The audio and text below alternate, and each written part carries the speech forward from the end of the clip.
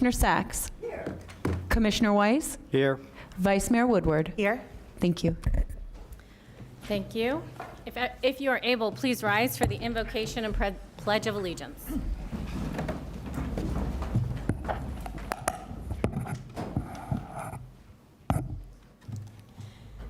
Dear God, bless this meeting convened in the good, for the will and the benefit of those we serve.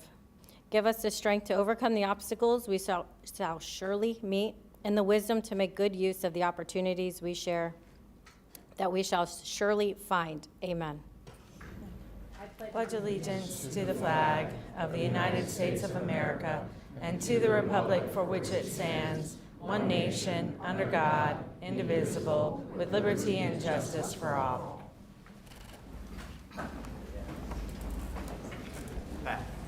Patrick.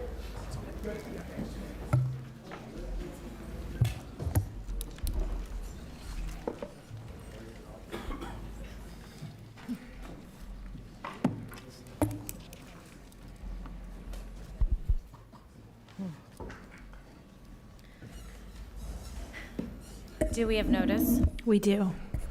Proof of publication? We do. Attorney, if you would swear everyone in. Mayor Baxter, may I be recognized? You may. May we please have the motion to receive and file the proof of publication? I have a motion by Commissioner Weiss, a second by Commissioner Marino. All in favor? Aye. Any opposed? Please see that the motion carries 6-0. Thank you. Will all those wishing to speak on today's item please rise and raise your right hand? Do you swear or affirm that your testimony here today will be the truth and nothing but the truth?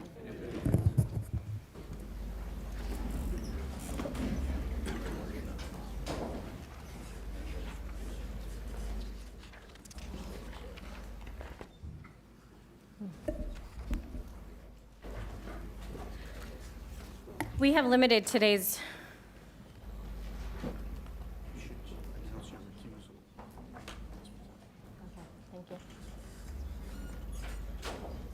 We have one agenda item today.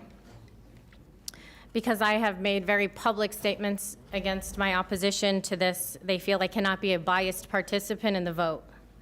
So I have been asked and have agreed to recuse myself, no matter how much I want to stay here and no matter how much I want to fight.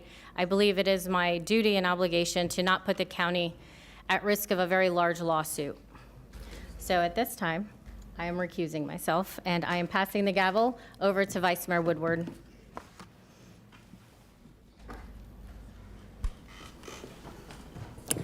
Thank you, Madam Mayor. Good morning, everyone. So we will move on to, are there any additions, deletions, or substitutions? Yes, we do have modifications to the agenda that include a replacement of Exhibit C1 that's in the packet and replacing it with an Exhibit C1A and a C1B of the conditions of approval relative to the development order amendment. We also have received numerous correspondence, and that has been included in the backup as well. Okay, thank you. We do not have, this is the only agenda item, so we do not have anything from consent or to reorder. So can I have a motion to adopt the agenda? Thank you. I have a first by Commissioner Marino, second by Commissioner Powell. Please let the record show Commissioner Powell is with us. Thank you. All right, that will take us into this agenda item. Couple of things I've worked with staff to organize today. Yes, sorry. I might should move. Commissioner Weiss, go ahead. Thank you, Madam Vice Mayor. Just a question for staff. You've got the new Exhibit C1B. You gave us a link, but you didn't give us the actual documentation, did you? Yeah, I had attached it in your email last night, and it is, sorry, it is provided. Last night? Yeah, well, we were all... Yes, we were here, I know, sorry. Can we get a... Copy of it, yes. Copy of I it? will have staff do that for you. Thank you very much. Okay, thank you. Commissioner Sacks? Yeah, I just want to be sure. I know we received it, shall we say, this morning. Yes. Very early. So we've received it, and I want to make sure everybody else has a copy of it. Yes, we will, Maybe give it to everybody at yes, this we will be time. making I copies for appreciate, and I everybody. appreciate that you were working that late. Yes. Thank you. Okay, thank you. I've had a few conversations with staff. Thank you. Commissioner Flores is going to be my vice today. We will be beginning, once we get to the agenda item, we have to do our disclosures first, but once we get to the agenda item, the applicant will be going first. We have them for 45 minutes. That'll be followed by a staff presentation. Of course, during any of this time, the board has the opportunity to interact, ask questions, cross-examine. We had a combined group from Arden HOA and Western Community Alliance, I believe it is, asked to have a combined presentation together. They requested 30 minutes. We will have that. I have asked staff, as people are filling out cards, anyone who is the representative of a group or organization who's requesting extra time, or someone who is a bona fide expert, to identify themselves. Commissioner Flores will be calling them first.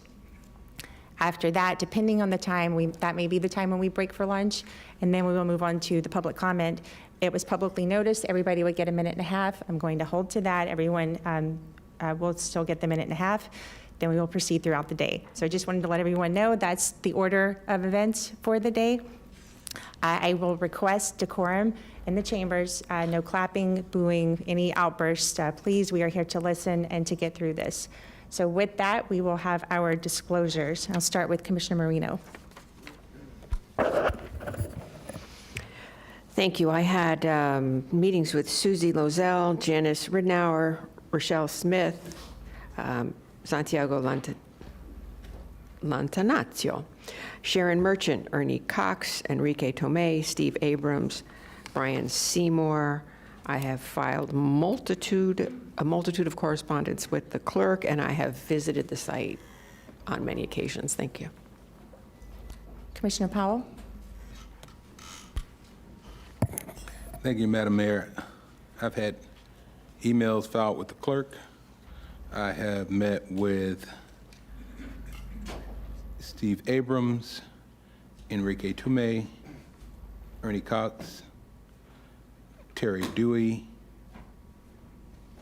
Sharon Merchant, John Eubanks, Christina Reichert, Tatiana Yaquez, Janice Zillo Ridnour, same person, Santiago Montanu, Jamie Rodriguez,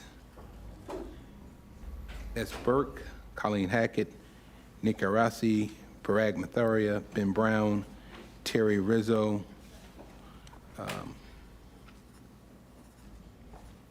and I have visited the site on July 9th, and no further, I don't believe, further discussions other than maybe people randomly running into me, telling me yes or no on a data center. Okay, I had verbal communications with John Eubanks, Christina Reichart, Janice Zillo Ridnour, Sharon Merchant, Ernie Cox, Enrico Tomei, Sue Loisel, Jamie Rodriguez, Santiago Latanizo, Jessica Cassidy, Karen Marcus, Steve Abrams, Matt Prince, Dan Ferguson, Tara Dewey, Bob Schaefer, Nick Iarasi, Karen Brill, Brian Seymour, Cliff Hertz, Sam Wilcox, Ben Brown, and I reserve the right to add as this goes because I think there may be some names I'm missing. My staff spoke with Susan Brees. I have email correspondence filed with the clerk, and I did do a site visit. Thank you. Commissioner Flores? I was adding as you were mentioning some names. I've had tons of written communication, which have been received and filed with the clerk. Verbal communication has been with Ernie Cox, Fergus Davidson, Enrique Tomeo, Steve Abrams, I added Cliff Hertz because at some point he was part of this. I've also met with some Arden residents, Daniel Jackson, Kathleen Williams, Nathan Galang, Rachel Smith, Sue Lizelle. And my staff met with Sharon Merchant. I will also reserve the right to add people if for some reason I may have missed them. And I just want to put this for the record. I think people got to realize that we're humans too, and you should not call an office and threaten, because we have received several nasty calls threatening staff and myself personally. So be respectful as you come up here. We are humans. We are gonna look at these on merit, but I think you have to be very respectful. Thank you. Commissioner Weiss? Thank you, Vice Mayor. On this item, I've had verbal communication with Enrique Tomei, Christina Reichert, John Eubanks, Tatiana Yaquez, Janice Rittenauer, Tara Dewey, Brian Seymour, Cliff Hertz, Ernie Cox, Steve Abrams, Sharon Merchant, Ben Brown, Dominique Reinecker, Mac Prince, Bob Schaefer. I have received email correspondence, been filed with the clerk, and I also had a site visit. Commissioner Sacks? Thank you, Vice Mayor. On this Project Tango 215-00085, all email and mail correspondence have been filed with the clerk.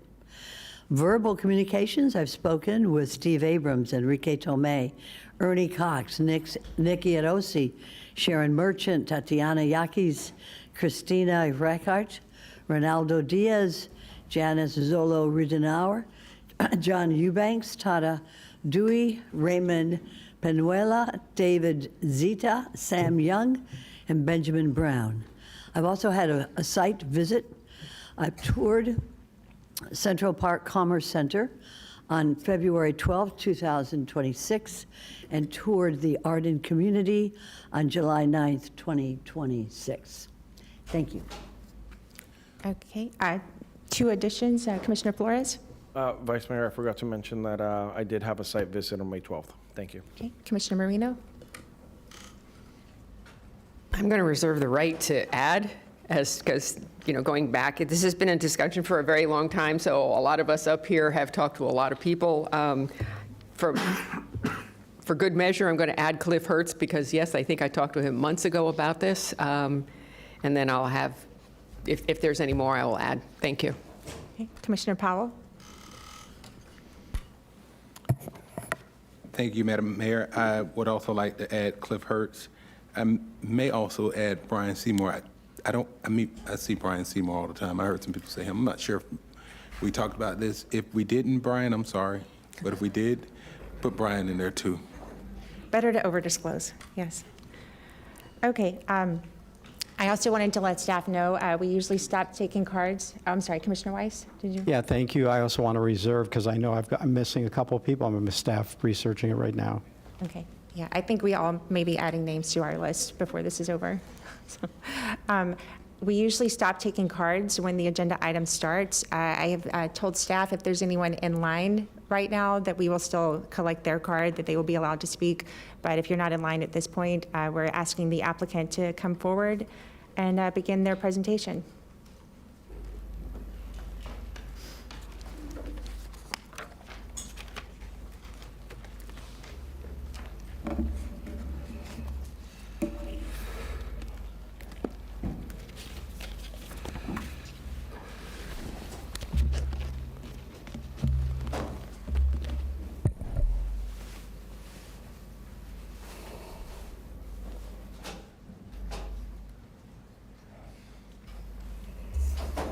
Good morning, Vice Mayor, members of the commission. My name is Brian Seymour. I'm attorney for the applicant. With me today is Ethan Loeb. He's also an attorney for the applicant. Vice Mayor, before I begin, I know that the general rule on applicants is about 30 minutes. To be frank, if all we were going to talk about was the narrow scope of what legally I believe as the lawyer is the scope of this hearing, I probably could do that. But we have multitude of experts. If I could, you asked me for 45, and I already agreed. Did you? So I might go to an hour. We tried to shorten it. We wanted the I'm not big- going to hold you to that firm. I'm sure Okay. there's going to be interaction to the board as well. It's 9:45 right now, so, Okay. and this clock won't actually let me put that on there, so we'll just have to watch the time. I understand, and we will do what we can to. Yeah. Okay, the timer is on now. The timer doesn't go to an hour or 45? Is 45 minutes? It won't go to 45. Okay. It goes Should to we put a 15. timer on, though? I would suggest. I'm watching the clock. He started at 9:45 with, You're on. We're going to do everything we can to move through this. To be honest, if every expert testified, we'd be here for about 3 hours. So we're trying to focus on the key issues that were brought up, particularly during the scope of the zoning commission.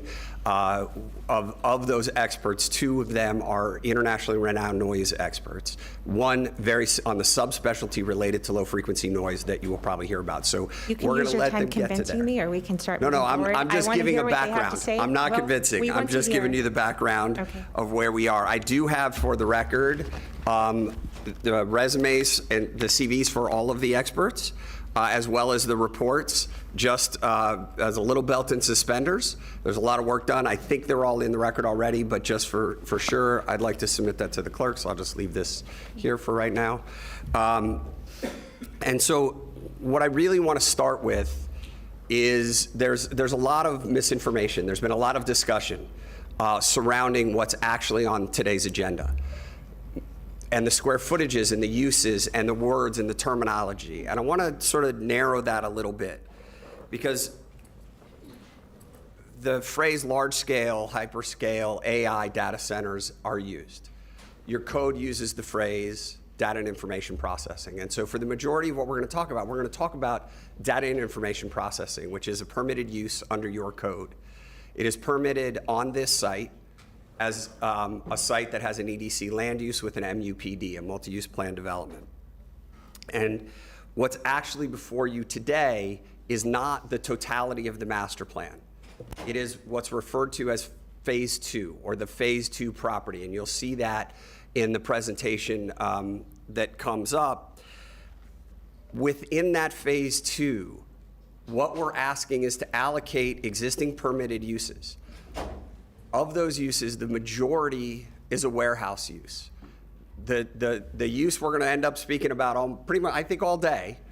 Well, hopefully not all day, but certainly the thing we're going to talk about is the data and information processing use, or data center use, that people will use. That is 280,000 square feet. It is not 1 million square feet. It is not the whole site. It is not all of the use that's being proposed, and there are conditions that will guarantee that. There's a lot of conditions. One of those conditions is that the locations where those warehouses will go cannot be a data and information processing use. Those would remain warehouse. So I'm the lawyer, so I have to sort of lawyer that point a little bit, which is what we're really here for today. I understand that there's going to be discussions about chip changes. You can't regulate chips. You regulate use, you regulate impacts. And you're going to hear today that all of that was considered in great detail by world-renowned experts. And so what we're going to ask at the end of this is not to put a data center of millions of square feet, not hyperscaled, not anything else. We're going to ask you to allocate a permitted use, 2 permitted uses. 280,000 square feet of that would be the data and information processing use. And that's what we're going to talk about pursuant to the ULDC. We are also going to talk about those impacts. We are not unmindful of the concerns that have been raised. This has become, in this country, one of the biggest political issues. And when things become that political, we understand that that generates a lot of fear, a lot of concern. We're going to try to walk through what the facts are about this. This is not farmland. This is not conservation land. This is, you're going to see a heavy industrial use that exists on site, or uses that exist on site. And what we're actually going to put are some buildings with some computer parts in them, which sounds, I know, like I'm diminishing it. I'm not. Because we've, again, done all of the studies. The design of this is the most current design to make sure that the impacts are not there, and we are agreeing to a condition of approval specifically to noise. There's a condition that says we have to prove it. If you don't believe anything else, it almost doesn't matter. It does because we have the experts. But we are committed. We are so confident in these experts. We are agreeing to a condition of approval of a before and after noise study. And if we are not below the ambient, this is a broad scope, it's actually much more technical. But if we don't meet that condition that shows we're really below the ambient noise, that we're not going to have the impacts that are concerned of, we got to shut down. Billions of dollars at risk. And we're saying we'd have to shut down and mitigate that and make sure that we're doing that. And we're not asking you just to believe us. We're putting our money where our mouth is today. And so that's the framework with which we're going to go today. And there's a lot of history to this. This has been a decade. This was approved, actually, and you're going to hear more about this, in 2016 in that staff report. For 2016, the phrase large-scale data center was used. You're going to hear that. 1.2 million square feet of data and information processing was approved in 2017. It was changed back and more warehouse was added. What we're still here today is only about this phase 2 property. And the data and information processing use that is the grave concern of everybody is 280,000 square feet, and it is designed as well as any center could be designed to mitigate all of the concerns of the impacts. And that's really what you're here for. And so with that, what I'd like to do is turn this over to Mr. Cox. You're all familiar with him. He has been the project manager on this and working on this property for over 17 years. He's going to go through some of the history, some of what's on the property, frame this up, and then we'll have our experts start going through as well. I appreciate the time this morning. Good morning, Vice Mayor, Commissioners. Ernie Cox. I'm the project manager for PBA Holdings, Inc. On the Project Tango site. First, just up on the screen, we've got the site itself, and the outlined in green is what Brian described as the Phase 2 property. I've got a little bit more detail later, but importantly, Southern Boulevard is to the south. Below Southern Boulevard is the South Florida Water Management District S5A pump station. That's a 6 diesel engined pump station, one of the largest in South Florida. To the right, of course, is Saddle View Elementary and the Arden community. The L8 Canal is the canal that you see running up through the middle. And then to the west, you see the Sugar substation that's owned and operated by Florida Power and Light. Then the West County Energy Center, and to the north of that is the Corbett substation. This is a recent drone aerial that we took from the south. And again, to just orient everybody, on the left-hand side are those substations. The West County Energy Facility is 3,750 megawatts of natural gas combined cycle generation. It is the largest natural gas plant in North America. And to the north of that, to the right, you see the L8 reservoir. And then to the right of that, you see the Arden community in the background to the east of the L8 canal. The white area that you see in the middle is the area where we're proposing the warehouse use. And then in the front, you see the existing industrial uses that will be removed as part of this project, which include concrete plant and asphalt plant. A little bit closer up, again from the drone, where the asphalt plant is, which is in the foreground with the black stacks. Those are the silos that fill the asphalt trucks using the materials on site. That is where the data and information processing one-story buildings will be constructed. And then to the left of that is the concrete plant that also uses materials on site. The concrete plant location will be replaced with 3 concrete insulated buildings that will include the cooling equipment for the computers that will be inside the buildings in the front. This is, again, looking at a little bit closer up the West County Energy Facility. Also point out the 500 kV lines coming in the back. This is one of the most connected electrical pieces of property in South Florida. And it's got 500 kV lines coming in from north, south, east, and west. and then redundant substations, very important because of the redundant and resilient power. And then this is a closer up look of currently being used and has been for the past 6 years by Florida Power and Light for hardening the 500 kV lines. This is where the warehouses will go. Distances, as we've talked about this a lot, going from east to west. From the front of the school to the west of the road is 300 feet. And then that's about where the furthest west backyards of Arden occur. Then there's a 250-foot wide segment that's got a tall berm that was placed there when we dredged the L8 reservoir back in the early 2000s. And it was part of the original Arden design. As you know, I did the entitlements and approvals for Arden, and one of the things that was required was to have this buffer on the west side to buffer the industrial uses. So it was always part of that approval was to buffer it, and thankfully it's growing in very nicely. Because you got the buffer. And then wait, did I lose my, back to the distance. Then there is the L8 canal right-of-way, that's 500 feet owned by the Water Management District. Then there's an additional 400 feet. Significantly on the south end of the property, where these 3 data and information processing buildings will go, that berm is actually higher and already vegetated, and you can see that. And so if you stand on the road at the school, you cannot see anything except the very top of the asphalt plant and concrete plant smoke stacks. Those will go away. And then there's an 850-foot distance between that 400-foot property, which is where staff has added a condition that that property cannot have data and information processing. That's where the warehouses will go, and we're in agreement with that condition. Little bit of project history.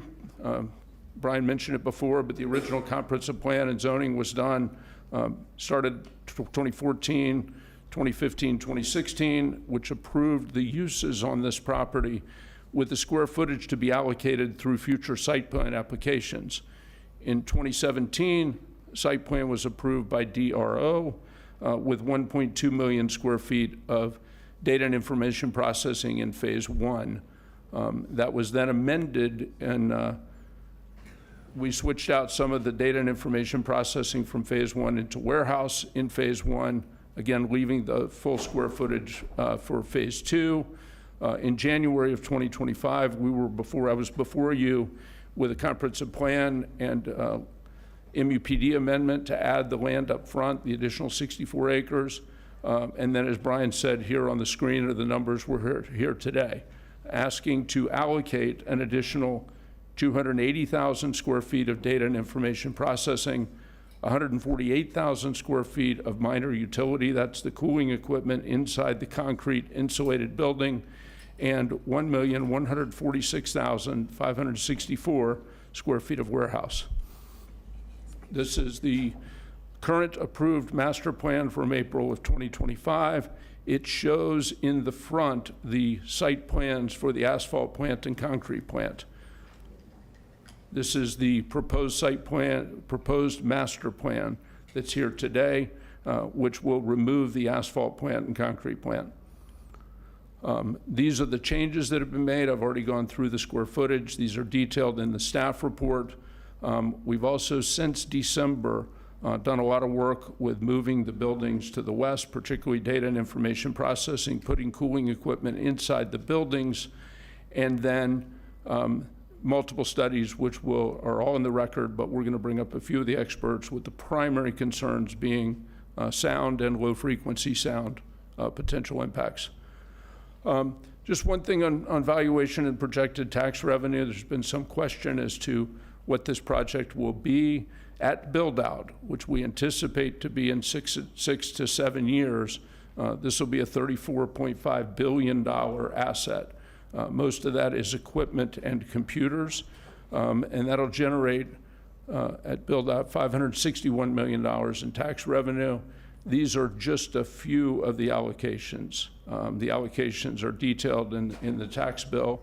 Some goes to the sheriff, some goes to the school, some goes to the county. And so just wanted to get that information before you. At this point, I'd like to ask our project engineer to talk about water, Jimmy Ritchie.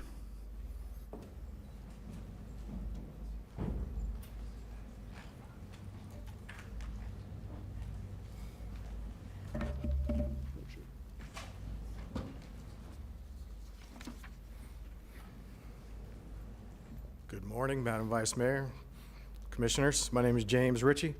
I'm a professional civil engineer with WGI, a member of the Florida Engineering Society, as well as active in my community in Royal Palm Beach and at Life Church. I've been with WGI and working in Palm Beach County now for 24 years, and I've worked on many projects with water-related issues. The proposal today, particularly with the conditions that are on the allocated uses, require an estimated 100,000 gallons per day on average. We've reviewed the information with Palm Beach County Water Utilities Department, and we've spoken about my estimate, and they've been reviewed by the county staff. We've coordinated the needs with Palm Beach County Water, the 100,000 gallons per day on average maximum use, and this will be documented in Palm Beach County Water Utilities concurrency letter. So as you can see here, the uses require approximately 1,696 gallons per day for the data and information processing proposed in Phase 2. The warehouse use proposed in Phase 2 is approximately 50,601 gallons per day on average.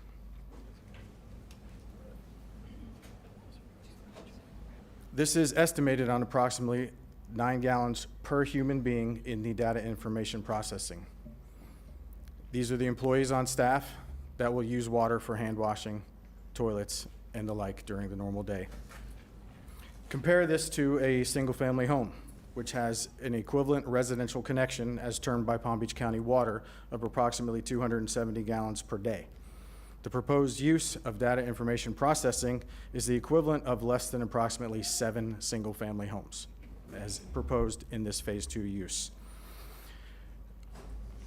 And furthermore, the cooling system proposed, as Mr. Fergus Davidson will speak to, is a closed-loop system. It does not draw water on a daily use. It is filled and tested and commissioned. And the uses that were approved in 2016, had they been built at the time, likely would have used an evaporative cooling system, which does require daily water use. Again, this proposed closed-loop system does not require daily water use. So, as you can see, we are proposing a use here that is relatively minor in uses, and you can compare it to something similar, such as a small restaurant, or as we've mentioned, just a few single-family homes for the data and information processing.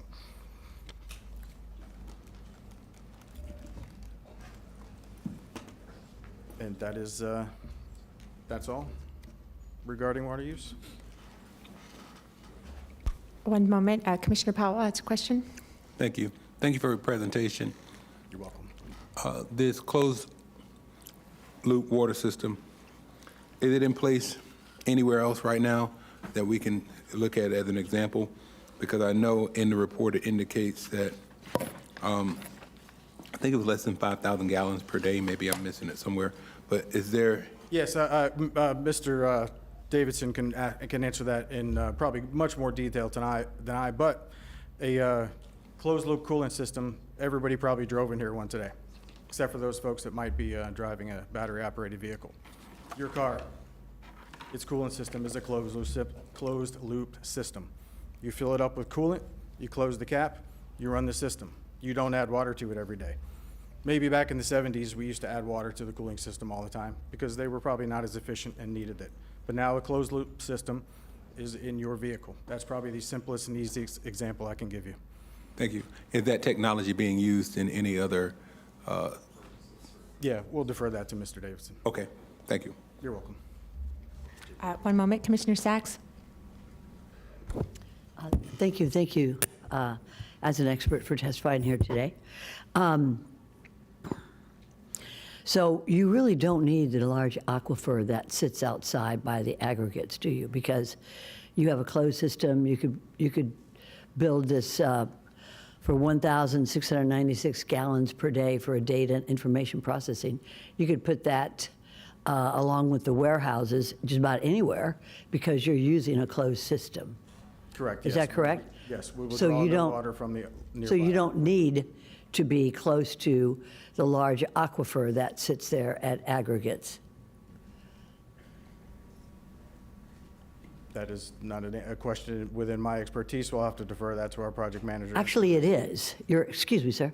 You're a water expert. Yes, ma'am. And you just testified that this is a closed system like in a gas combustion vehicle. Coolant system All for right. data information processing is a closed system, yes, ma'am. So in a closed system, you don't need to use, there's a large aquifer. About how many gallons is in that aquifer today at Palm Beach Aggregates? In the L8 reservoir north of the site, No, the big, large aquifer, not the canal. the aquifer like the Floridan aquifer, thousands of feet beneath the ground. The water that we are using will be from Palm Beach County Water's utility system. So will not, oh, that's great. So you will not need to use, you do not need to have this data information processing center there at Palm Beach Aggregates to use the water that sits there today. Correct, yes. Palm Okay, so you could put this, because of the water usage that you testified to, you could have it just about anywhere because you're using Palm Beach County water. Their system is countywide, yes, ma'am. Okay, great. Thank you very much. Appreciate it. You're welcome. Thank you. Commissioner Powell, do you want Mr. Davidson to answer more on the closed loop system now? He wasn't going to otherwise, he can answer questions on it, but we're trying to tighten the time, but I'm happy to have him answer No, that it's question. fine to tighten the time. My only question was, and I don't think I have a clear answer yet, is if there's a data or information processing center that Using the closed loop system. uses this today. That's an example that in any other place that's using this system today. And it's yes or no, maybe. Yeah, good morning. Hi, my name's Fergus Davidson. I'm kind of project director for overseeing the design team. I'm a mechanical engineer by training and a chartered engineer with the Institute of Mechanical Engineers. I've been working in data center industry for about 15 years now. Okay. So good question around the closed loop cooling system. This is something that's kind of widely spread and adopted within the data center industry at the moment as the primary cooling topology. As my colleague James mentioned, it's a closed loop sealed pipework system that circulates cooling water around the condenser side of the water-cooled chiller and up into the dry coolers, which are positioned on the roof. So there is no water loss from the system and water consumption due to evaporation. In terms of example projects, a lot of data center developers are transitioning away from evaporative cooling technologies and systems that use cooling towers due to their sustainability policies. Those companies are Google, Meta, AWS, that they've made public corporate sustainability statements around the adoption of closed-loop cooling systems. Thank you for that. And I don't mean to, continue to ask the question in a manner. I know you said I understand your expertise and I understand exactly what you're saying a closed loop system is, and I'm looking for clarity. Sure. And am I the only one not understanding? The clarity was, and I'm not trying to be aggressive or angry, is it being used anywhere else? You've indicated that this is a system that many data centers are switching to. You've indicated that is a closed loop system and exactly what a closed loop system is. But I'm trying to find clarity as to if this is being used in, I know I looked at the news this morning, New York has banned data centers. But if you can say, Commissioner Powell, absolutely, this is a closed loop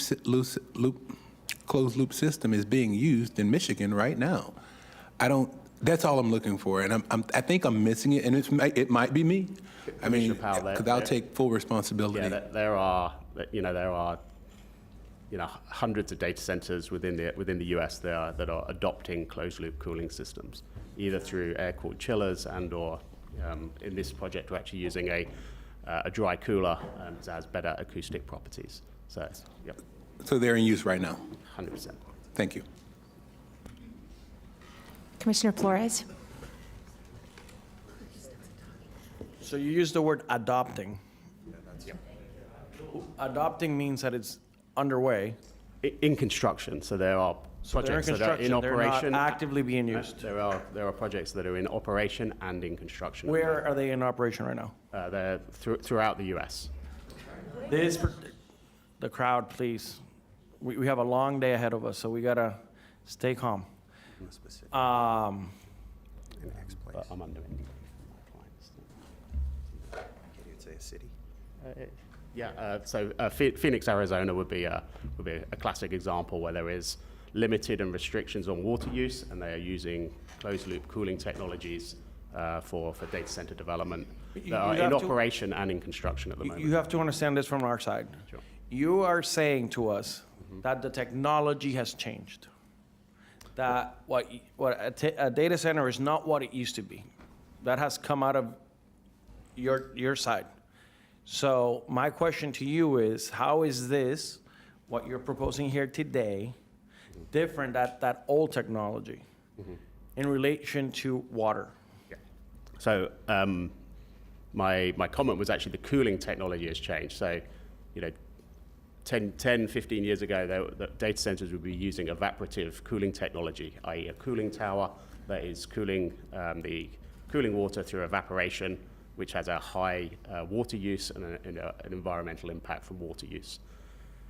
A lot of data center developers have shifted their corporate sustainability approach to minimize their water use. And through that, they have adopted closed-loop cooling systems that are using either air-cooled chillers and/or dry coolers, which this project is using.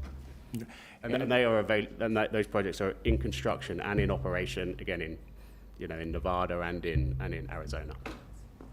Here on your slide, you have that the warehouse is going to utilize more water than the data processing center. Why is that? For the data information and processing, because there is no water use in the cooling process, the only water use associated within the building is in the welfare facilities, the toilets, the wash hand basins, the kitchen areas. Okay, so you're saying that the toilets and stuff are going to use more water than this? No, I'm saying, sorry, apologies if I wasn't clear. I'm saying that the cooling system is not consuming water as part of its cooling process. So the water use within the data and information processing part of the facility is only associated with the welfare facilities, so the toilets, the wash hand basins, and the kitchenette areas. And that closed system, that cooling system, is on the data information or in the entire thing? The cooling system I'm talking about is on the data and information processing. So on the 1,696 gallons per day? So I think what you're asking, Commissioner, because it gets hyper-technical, and I'm dumb enough, I think I can Thank you. Dumb it put down this for into me. some English. And if I'm wrong, you tell me, but I think what I'm hearing, the water use every day comes from the human beings. So there's about 600 employees that are on site at the data information processing use. The warehouse has more people, and so the warehouse generates more people using the bathrooms, et cetera. And so that's what it is. So every single day when they're pulling the water from the Palm Beach County Water Utility system, it's only based on humans. And because of the size being much smaller and the number of people being far fewer, the data and information processing use is so much less per day than you'd have for the warehouse use. Okay. So in the closed system that you have, how much water is going to be inside of that system? So the system, once it's there, daily is they don't pull, so it gets filled, and it's about 650,000. It's about 650,000 gallons that basically rotates. 600 or how much? 650,000. Which is, so by way of comparison. Gallons of water. Yes, but not daily, one time and then it rotates and circulates. So the example was used that this is kind of like your vehicle. We use this type of system in our vehicles every day. I flush out my car I think maintenance is every 2-3 years. So that, To do like your radiator flush and all. What happens with 650,000 gallons of flushing a system? had the same question, and it doesn't, and I can't explain why because I don't know, but that he can explain in technical detail. All right. Yeah, so, the system doesn't need to get drained every 2 to 3 years. The water, initial fill that goes into the system is retained in the system and recirculated. So It doesn't need to, right? Yeah. But what happens if something happens? If something happens, so the system is And it arranged. has to be flushed out. Yeah, okay, so if there's kind of a planned renovation of the project, the system has local isolation valves that allow the system to be isolated, drained into a container, and that water to be taken around from site. You do not need to drain the full 650,000 gallons. And we have data on that? Yeah, I mean, that's standard as part of any construction planning for a retrofit. And once that water is contaminated, what happens to it? What do you mean by contaminated? Well, it goes through a cooling system. It's interacting with other particles. And I know in our water systems right now, we're talking about PFAS in our water system. So I'm assuming that this adds something to that water. So are you discarding this water once you take it out of the system, or are you putting it right back in? Yeah, so in the event of a planned renovation or part changes within the building, the local system would be isolated for what the change is going to happen. That water would be drained into a container and can be taken away and discharged from site. Would not be discharged down to the public sewer. Since you're a water expert, I don't care where the water goes to. How does the water get cleaned up so it doesn't end up underground? How does it get? How is it going to be disposed of? It's contaminated water. I don't care whether it's here, Japan. I don't care. Like whatever part of the country that water ends up at, how do we clean that water up so that it goes back to being a clean water, I guess? Yeah, so we have a different expert who can answer that question. Thank The you. system itself is Mr. Davids, but we have Chris Olson. Dr. Olson is an expert who can talk about that circumstance if that were to happen. Good morning, Madam Vice Chair, Commissioners. My name is Dr. Chris Olson. I have a PhD in Environmental Health Sciences. I've been a consultant for over 25 years, working in environmental health consulting. I also teach at the University of Toronto graduate courses in public health and at the Dalai Lama School of Public Health. Worked extensively in Florida on various issues over the years, and now in data centers. Commissioner Flores, to your question, if the system's drained, right, so as Fergus was explaining, it gets drained into a container or a pumper truck to take off site. Florida DEQ or the Department of Environmental Quality has restrictions on how that water would be disposed of. So depending on what's in the water, there tends to be water glycol mix, right? And that water has to be properly disposed of and treated. So whether it was to go to the wastewater treatment plant, whether it's to go to another type of facility that's capable and registered to handle that water, it would not just be disposed of, as Fergus was saying, just down the drain. It would have to be properly disposed of in accordance with Florida law and DEQ requirements. Oftentimes that water would be tested, for example, to confirm that there are no additional contaminants. There will be no PFAS, so that there will be no fluoric acids in this system. But again, regardless, the city can take solace in the fact that the DEQ governs that, and there's very tight restrictions on how to dispose of water and taking it off-site. How much evaporation occurs in that cooling system? All right, now I'm going to turn it back over to Mr. Winston. How much evaporation percentage do you lose per year out of that 650,000?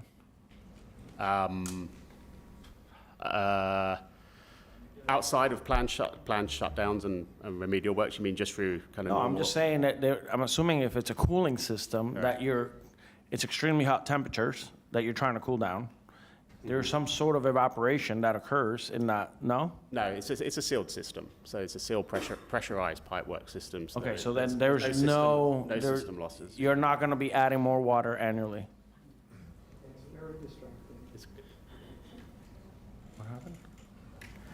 I would really appreciate if the folks that are out there stop with the machinations and everything else. It's really distracting.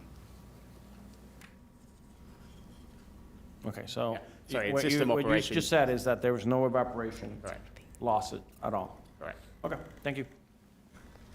Commissioner Sacks? Stay up there a little bit, sir. 650,000 gallons of water you get from our county water. And I saw Mr. Bayat here, who's the head of Palm Beach County. So you buy county water, you use it in a closed system. And it's a lot of toilets you must have in that warehouse, at 50,000 gallons a day that's being flushed through the warehouses. What's going on in the warehouses that they have to use the bathroom so much? Is that the other guy, Mr. Seymour? It's actually, the warehouses were designed by the engineer for the contract purchaser and utilized because we're dealing with the data information processing. I want to put the 650,000 in context, if I might. Project Niagara, which is the water bottling plant that's out at the Park of Commerce, uses approximately 1 million gallons of water every day. Every day. But you're talking, sir, about 200 single-family homes. No, Just one second. So you can find, I just want to know, because I think this line that Commissioner Flores has started is important. Water is very important, and I know that you want to be by Palm Beach aggregates, I thought, because of the aquifer there, but that's not right.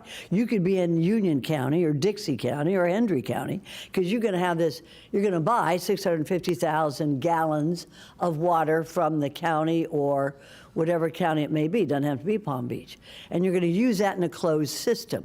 My question is that correct? Am I correct on this? I mean, I'm not an expert. So- Neither are you, but are well- we saying, just a minute, are we saying that correctly? No. Okay, tell me, we are not going to purchase, So that's That- not wait. what you, there was a lot in there. What I mean is not correct, Commissioner, is I don't know that I could go to Hendry County because I don't know their water. What we know is that Palm Beach County Water Utilities, and your director's here, as you said, like, so he can certainly speak to this. no, I know, We know that Palm Beach County Water Utilities has the water. That's been evaluated by your Water Utilities Department. It's been evaluated by your staff. well, let's say we find a county that we have excellent water. We have the #1 quality water in the state. However, there may be another county that has pretty darn good water, which could be the same type of water that you're going to use to cool the system there in this closed system. So I just want to be sure that I understand that you're starting not with an aquifer that's there at aggregates. You're starting with a 650,000 gallons of water, and that could be, I mean, it has to be clean water. It can't be brackish or salt water, right? Correct. Right? Okay, it has to be clean water. So that could be from any county. You could use that water and just recycle it. And when it gets contaminated, you've got an expert here who is going to tell us that it'll be disposed of properly. And I believe that.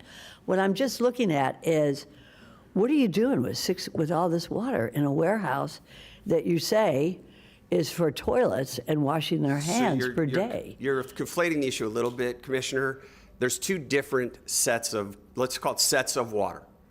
There is the closed loop water system that gets filled and is not drawing water anymore because that closed loop, right, circulates. And then separately from that, So let's take this, because you and I are not experts on it. We're just lawyers. I have spent a lot of time with the experts, boy. Let me Okay, tell you. good. Then you can help me out I do know here. some of these answers from them, but if you want the detail, I'm happy to bring them up. The 650,000 gallons of water Is that the water that is going to be recycled that you're talking about? It's circulated, So, recycled. well, is I'm a- sorry, circulated. Circulated. I like recycle because it sounds environmentally good. Well, it's actually far more environmentally sound and friendly than the evaporative cooling system that used to be used that you heard about, right? Which drew water every single day. Every day that water was We're coming. using a closed system. Doesn't happen To anymore. reuse, can we call it reuse water? Because those are all technical terms, technically not, but yes, it's reused in that sense that you Okay, mean. so that 650,000 gallons of water is going to be used to, in this closed system. Is Yes, that ma'am. right? Okay, good. All right.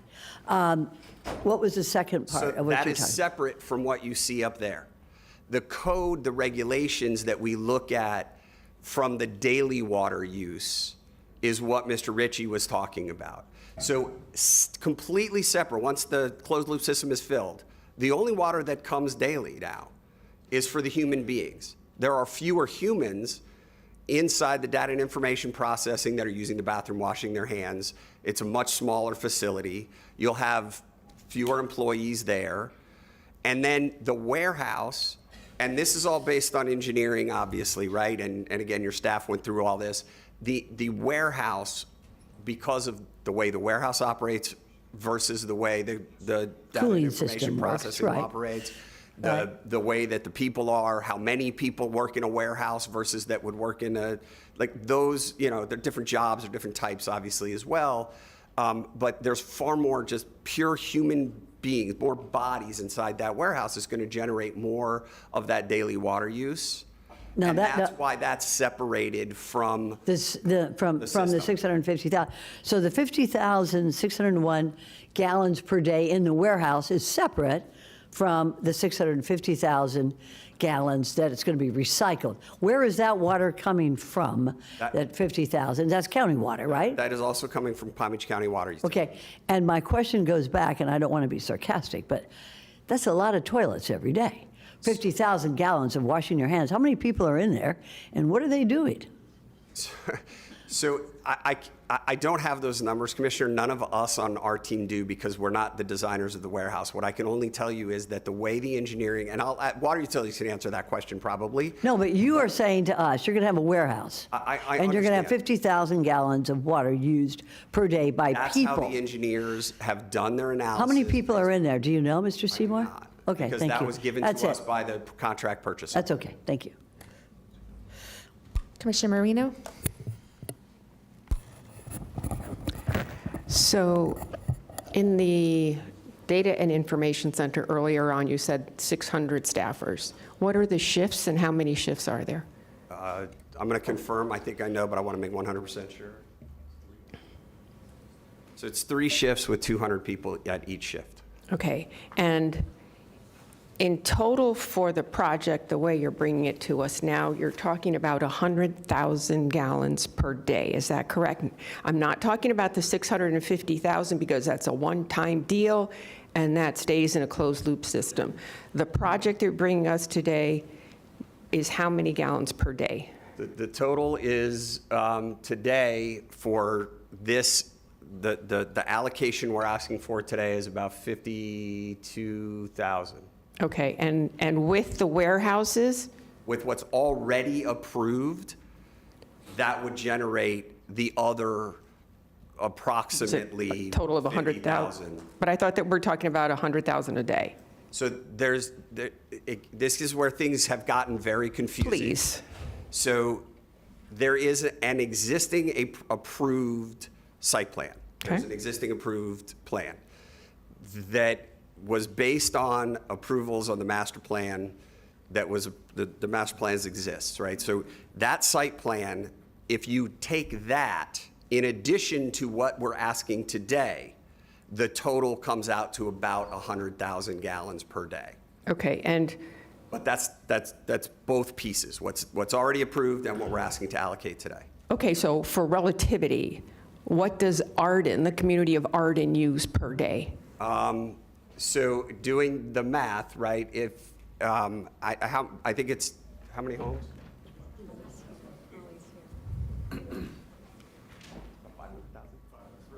So Mr. Ritchie's just said it's, Arden uses about 500,000 gallons of water per day. Wow. Well, Ali, you're here. Can you answer that question? Since we have people in the audience that don't seem to like the answer. And identify yourself, please. Sorry, Marcy.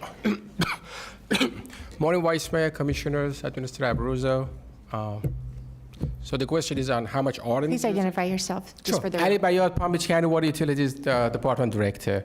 So On there a are daily basis, how much does Arden use in the way of water? 400,000 to 500,000 gallons per day, Potable water? potable water. Okay. Wow. All right. Thank you. Sure.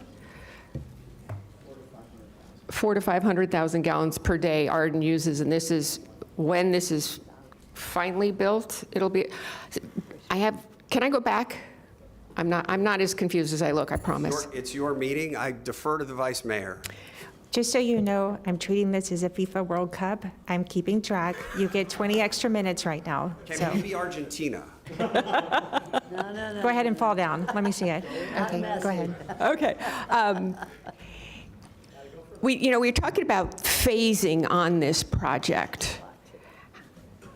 So there's phase 1, phase 2. When the overall project, in the comp plan, how many square feet was this plan approved for in the overall comp plan when it was first approved? Not in phasing, but in total. So I'm sure that other people have the exact number to the square foot, but it's over 3 million. I think it's 3.3 million square feet of EDC uses tied to a traffic concurrency. So the key was you're not going to go above X trips. And I'm certainly not going to start talking about how traffic concurrency works either, because Quasi's here. But the uses were tied to that. That's why there's a traffic study that's in this to do that equivalency. But that comprehensive plan had about 3.3 million, what they call the EDC uses, based on a traffic study that was done at that time. And so long as we're within those trips, then the EDC uses are allowed. One of those EDC uses is warehouse. Another one is data information and processing. So phase 1, which was 2017, was approved for 1.2, So roughly? yes, it was amended thereafter a little bit because at that point in 2017, it was just that, it was 1.2 million just data information processing in phase 1. That was modified so that the data information processing went down and the warehouse use was put in. But yes, that's roughly how that works. And so in that equation, what are you asking for today? That's already there. We're not asking for anything for that today. Are we in phase 2 now? So the phase 2 property is the property that was outlined in green that Mr. Cox showed. That's what we're asking to allocate the specific uses on the master plan today. But you're not asking, so you're talking about specific uses. You're not asking for any additional square footage that hasn't already been approved? Oh, no, ma'am. Okay. And oh, by the way, we love Google. There is a closed loop system in Phoenix, and I think Microsoft uses it, I think was referenced. But anyway, Google is an amazing thing. Thank you. Okay, there are no more lights. Please continue. So our next witness is our land planner, Lindsay Libis with WGI. I think she's gotten up and down a few times, but now she's ready. Good morning, Vice Mayor, members of the Commission. My name is Lindsay Libis. I'm an AICP certified planner and vice president at WGI. WGI is a full-service planning and engineering firm, and I oversee the planning practice and the land development practice at the firm. I have reviewed the project, the history, the application and supporting documents, and the ULDC, and I'm familiar with the property and the project. The presentation I'm going to have before you right now is going to focus on the ULDC. And as Mr. Seymour mentioned at the beginning of the hearing, we're before you today to request permitted uses be allocated to a master plan. We're fully compliant with ULDC standards. Oops, let me go back. So in regards to the master plan, the area you'll see shaded here in green, that's what's before you today. That's what we will refer to as phase 2 of the master plan. This stays in the exact same configuration. There are no modifications to the master plan boundaries as part of our request. This area was always intended for future phases. We always anticipated that. The only difference is when this was originally approved, the area in green was not part of the master plan. Adding this additional phase allowed for greater flexibility. It allows us to design the project, which you'll see throughout the presentation. We have conditions of approval that the applicant has agreed to that only relate to this. The additional land area allows us to design this project in a way that maintains the compatibility with the neighbors. Like I said, the conditions of approval only apply to this green shaded area. What we're asking for today is the allocation of 280,000 square feet of data and information processing, 148,000 square feet of minor utility, and 1,146,564 square feet of warehouse. Commissioner Weiss, did you? Do you have this on a slide? Or either that or come back and read that more slowly? And I can read that more slowly for you. Thank you. I'd like to take notes. Got it. We're asking for the allocation of permitted uses to Phase 2, the area in green. 280,000 square feet of data and information processing.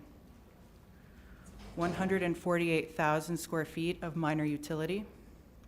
And 1,146,564 square feet of warehouse. Thank you. In addition to. As part of the approved master plan. That's No, this, Vice this Mayor? is this application. Yeah. Vice Mayor? Commissioner Sacks? Yeah, thank you. I'm looking at your application for the revisions to the request on April 27, 2026, and it's indicating different numbers than what you're stating today. So do you have a slide? And I agree with Commissioner Weiss. You don't have a slide as to these numbers. Yes or no? I can't hear you. No, just a minute, Mr. Seymour. Do you have a slide? You do not have a slide. Okay. Numbers, that was where there was a confusion. So those numbers are the full site because the master plan is the full site. Everybody got very confused about that, Commissioner. Who's got confused? I'm confused right now because I don't have these understand, numbers. and I'm trying to help with that as Okay, I can. good. Because what started happening was that the conversation became the commission is being asked to approve the whole master plan because the numbers, the way the code was and what the application needed, and Wendy can walk through this, was the totality of the master plan gets updated. But if all you talk about is those numbers, then we start getting into the conversation that I had with Commissioner Marino about, well, is it 100,000 or is it 50,000? And today, and that's what we wanted to focus on today, the stuff that's approved, while it has to be shown on the master plan, is not on the agenda for today. And that's why Ms. Libis is focusing on the today question, because what's already there is already there. And it's already approved and is not being proposed to be modified, added to, or changed in any way. And so we didn't want there to be confusion that you are approving a master plan of stuff that's already approved. So that's why there's the difference between what's required in the application and the explanation of what's actually on the agenda. I appreciate that. Just a second, no, go away. Because what was approved before, you're going to show us. Because that's not before. It's already been approved 2016. What you're saying today is that you're adding additional square footage. What I want to know is, what is the additional square footage? Because I'm seeing different square footage and different exhibits that were presented by your application. So if you can make it very clear, and looking at that today, my eyesight's pretty good, but it's not that good. So I understand. So, Mr. Those Seymour, if plans you are very could- detailed. Yeah. So give us a 2016 square footage that's already been approved. But today, what I want to see is specifically what it is that you are asking for Yes, ma'am. today. Is that fair? And that is what we're trying to do. Okay, no, you don't need to try to do it, you need to do it. Well, so the reason we have only talked about the numbers we've talked about today is because we are only talking about what we're asking to be allocated. And That's I want to be correct. clear. I understand that. You know me as a lawyer, Commissioner, I can't help myself. Clear as mud, I just want to see- Allocation and Right. approved are not the same thing. The I square understand. footage is approved. It's being allocated to the Phase 2 property, and that's why we're only talking about those numbers. So that's why when you see data and information processing, it's 280,000 square feet, because that's all we're asking today. The master plan will have more on it because that's how the master plan works. But today, that's why we focused on those. So every number we're talking about, and Ms. Libis was talking about, is for that. The only difference to that is the noise propagation studies, because they have to assume, much like a traffic study, existing approved. And do you have a slide that you could show us about with the numbers you're talking about? Yes. Good. That'll take care of it. Thank you, sir. Is it back? Is it yours? Back, it's my slide. Trying to find the back button. I know, I'm working it. So if you look on the bottom of that slide, Commissioner, There it is. that's up there now, Yep. where it says today, that's what we're asking. It's the development order amendment to allocate that square footage. And again, we're focused on the data information processing because that's the concerns that everybody has raised. The totality of what's being allocated is what's there. Thank you. Yes, ma'am. Okay, hold on. Commissioner Powell? Thank you, Madam Mayor. I think Brian is in the midst of doing, and the slide has been added that will be helpful because, like Senator Sachs, Commissioner Sachs, I was looking at the application, and the underlying version provided by staff indicates 2,346,564 square feet of warehouse, 1,032 square feet of data and information processing center, and then 216,000 square feet of minor utility use. So what you're saying to us is what we need to do is subtract 1,032,000 square feet. We would subtract 280,000 from that. That would show us that we currently have 980, I think it was in here somewhere, but that would be the number that's approved currently. You're asking for an additional 280,000 square feet, which would be subtracted from the 1,032,000 overall that's provided in the master plan. Is that clear? Or is that not Mostly. clear? And again, I apologize for this, but I want a very clear record. There's a court reporter sitting here. So I want the record, we are not asking to add anything. We are asking to allocate a permitted use. And that's, I know I'm being a bit pedantic and a bit of a pain on that. I apologize, but I want to be really clear about that because that's part of the confusion as well. But yes, there's approved and proposed, and when you combine that, you get to the total on the master plan. Thank you for that. Because I understand that what's approved on the master plan already, from my understanding, the allocation is what the issue is. So we had talked about perhaps even the ability to administratively, if we were to approve uses today, and what it has in front of me is the request is to add square footage and modify phasing on 202.67 acres, which is EDC, Economic Development Center, MUPD, and also the request to allow reduction in parking calculation for the data and information processing.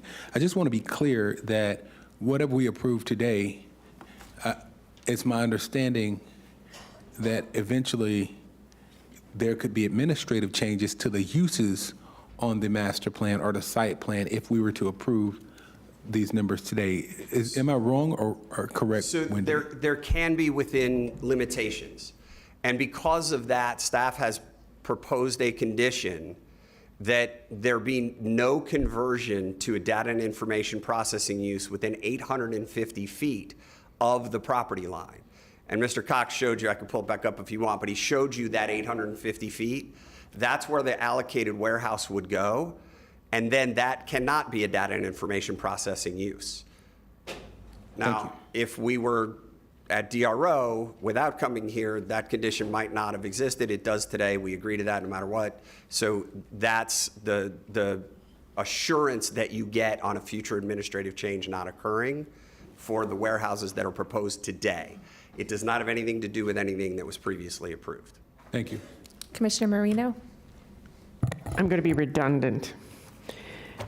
The comp plan, which was determined many, many years ago, gave this property almost 3.6 million square feet of whatever, correct? EDC uses. Okay. They have to be the uses permitted by the EDC land use. All you're doing here today is allocating a percentage of that 3.6 million square feet of EDC uses. Is that correct? There's no additional square footage being added That is from the comp plan? That is correct. Okay. Is that clear? Everybody okay with that? There's no square footage being added for the land use amendment, but for the master plan that's before you, they are adding square footage. They're adding 1.5 million square feet. They're only approved for 2,020,000 square feet of EDC uses. This request is to add 1.5 ... million square feet to this overall MUPD. I need clarity on that because I don't. It's a terminology that Wendy and I have a difference on, because the 3.3+ million is the 3+ million. So the master plan does not have numbers on it that equate to that total. That is incorrect. That is why we are here today. This application is to add square footage. It's on the very first page of the staff report. They are approved for 2,020,000 square feet of No, I know EDC what it says. uses. They are asking for another 1.5 million square feet. Wendy, sorry, it says here, they're asking for the request submitted and proposed, okay, that's October 25th, the master plan, it says add square footage, and I see, I'm looking for the 1.5, but I do see the 1,672,000 square feet. And that's been changed since then? Yes, their original request was, and I'm rounding, okay, so 1.6 million was as of up to through December. They postponed the application, they revised their request and reduced it down roughly 98,000 square feet to get to the 1.5 million square feet that they're requesting to add to the overall master plan. Thank you. Commissioner Flores? Was that all for you, Commissioner Marino? Attorney Seymour, you're shaking your head. So I'm not going to spend the day arguing a terminology. That's fine. I understand. The point being that the master plan today does not have the 1.5 million on it. We agree with that. It does not say the split between the warehouse and data information processing. Allocate. I call that an allocation because I look at it as a permitted use by code. Adding is the terminology used. I don't think that's the point. Because when we get down to the substance, again, as I started with, what's being regulated and the impacts and what we're actually talking about today, the numbers don't change, which is 280,000 and 148,000 and 1.1 million. I'm done. Thank you. Before I go to you, Commissioner Flores, are you in agreement with what he just said? Or are we still having? No, we're adding square footage, so that's what we're doing. Okay, Commissioner Flores? So I want to say this so that everybody hears this, because I think this is where a lot of misinformation out in the community is. In 2016, this was approved for how many square footage again? You said it was. So the master plan had, the land use had square footages and trip conditions of approval added to it.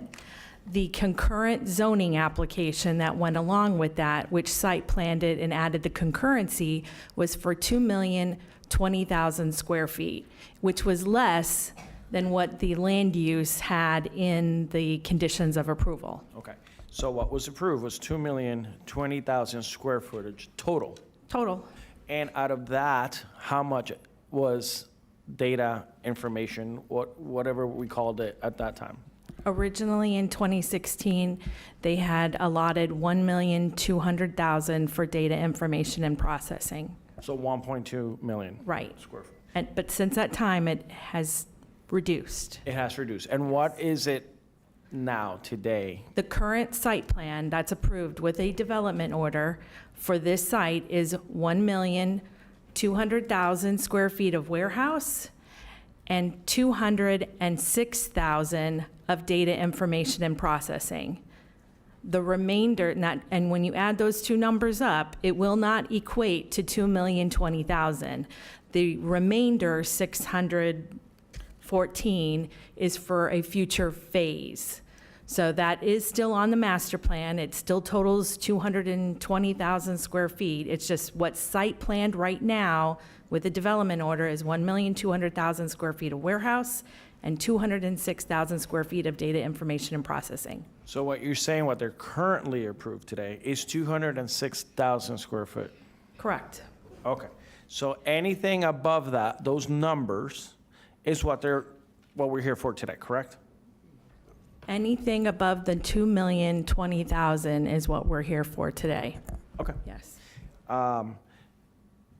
So already in the books, a data center, as we phrase it, has already been approved. Yes. Okay, thank you. Thank you. I have a follow-up question. So you said 2016 was the original part, and then it was changed. When was that change made? The most recent site plan for that showing the 206,000 was in 2021. 2021. Okay, and this is for the entire MUPD or just this phase that we're talking about today? The request that we These have- numbers that you just gave us, the 2016 numbers, that was for the entire site, right? Yes, right, as it is right now, because in 2025, January, remember, we added another 64 acres to the development. When we added that, when the applicant added the additional 64 acres, which gets you the total 202 acres for this MUPD, they didn't increase the square footage. The master plan was still 2,020,000 square feet. Okay, so the entire master plan for the 200-plus acres, even with the additional 60 that was added in 25, is 2,020,000 square feet. 2,020,000. And with 600, you said that's not specified? Not specified, yes. Okay. All right, thank you. There are no further lights. Please continue. Then we will turn it back over to Ms. Libis. Thank you. Because we were just referencing the 2016 approval, I do want to add that as part of my analysis, I did go back and look at that. And back in 2016, a data center, as Ms. Hernandez indicated, was contemplated for this site. I want to quote a portion of that staff report from 2016. Quote, according to the applicant's agents, the intent of the proposed changes is to allow for the development of an employment center on the site to include a large-scale data center. These are centralized computer storehouses that provide information technology infrastructure for single or multiple commercial or government clients, end quote. That's taken directly from the 2016 staff report. Okay, made eye contact. I just wanted to make sure that you were good. Move the slide. Yeah. All right. In addition, as part of my analysis, I know that there were some questions there were some questions regarding the data and information processing use, and is this light industrial versus heavy industrial? In my one moment, Commissioner Powell. Thank you. Thank you. Before you go any further, I pulled up the 2016 master plan, and I just want to be clear, and I want to make sure I'm correct here.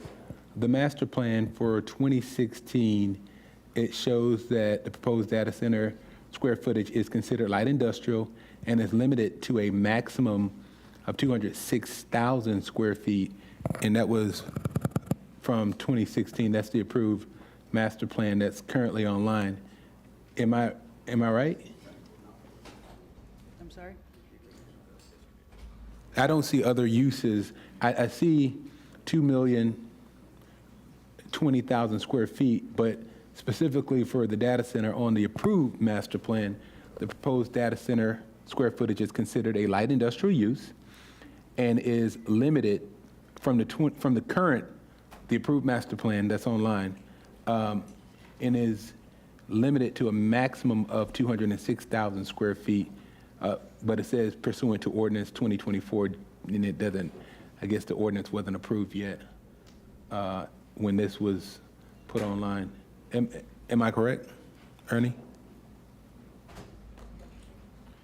Yes, Commissioner Powell, Ernie Cox again. The original 2016 master plan, the 2,020,000 square feet was allocated differently, and 1.2 million square feet of that was the light industrial data and information processing.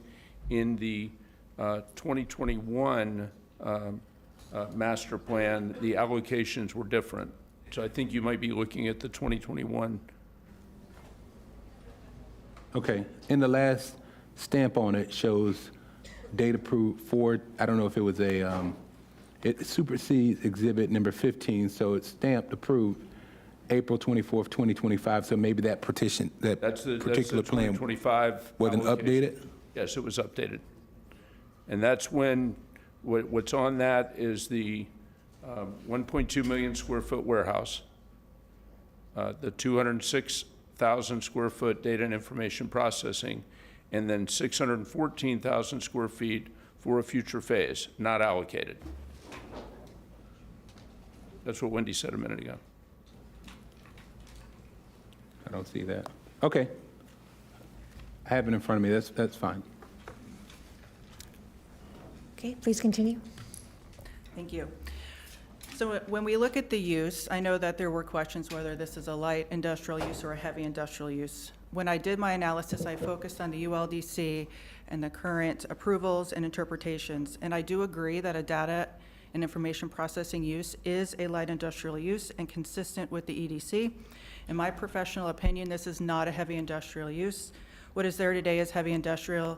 Mr. Cox showed you an aerial of the site. Those operations are heavy industrial. These light industrial uses will ultimately replace those. Table 4B5A in Article 4 of the ULDC outlines the differences between light and heavy industrial uses. This data and information processing is listed under light industrial. Similar uses in the light industrial include warehouses, research and development, medical and dental labs, whereas heavy industrial are distribution facilities, salvage and junkyards, recycling plants. These typically have outdoor uses in heavy traffic. Our site doesn't have either one of those. When we looked further beyond the ULDC and looked at national standards, planners will look at a couple of different agencies. The first being our National Planning Association, the APA. They provide guidance as One does- moment. Commissioner Sachs has a question. Thank you. Thank you. I don't mean to interrupt you, but let's go back to your opinion as to what the original data center in 2016 was for. Could you give us the land uses, since this is your expertise? What were the land uses for a light industrial data center that was approved in 2016? EDC, All right, tell me what EEC, now, I'm not an expert, just Employment Development Center. Employment Development Center. What does that mean? Economic. What is an employment development center? Is that like career counseling? No, it's not like. What is it? Then I tell believe us. it's actually economic, is it I'm not? sorry, Economic Development Center. An economic development, not an employment. Correct. Okay. So would that be like, give me some examples of uses for light industrial data center that was approved on this site in 2016? Can you rephrase that question, please? Okay. What are the uses in a data center specific to this, to your application today, that were acceptable at that site in 2016? The square footage, the uses? No. What are you doing in a data center that was approved in 2016? Come here. I'm sorry, ma'am. You're the expert in this. You gave us an opinion. I did. You gave us a professional opinion as to the uses of light industrial. Just that way you can hear what I'm asking. Of light industrial and heavy industrial. So what are the uses that are permitted for that particular data center in 2016? And if you don't know, that's fine. You say, I don't was know. not part of the application in 2016, so I can't speak to what was discussed as part of that application. Okay, but there are legal zoning classifications for data centers. That was light industrial at the time. And so what are the uses, if you know,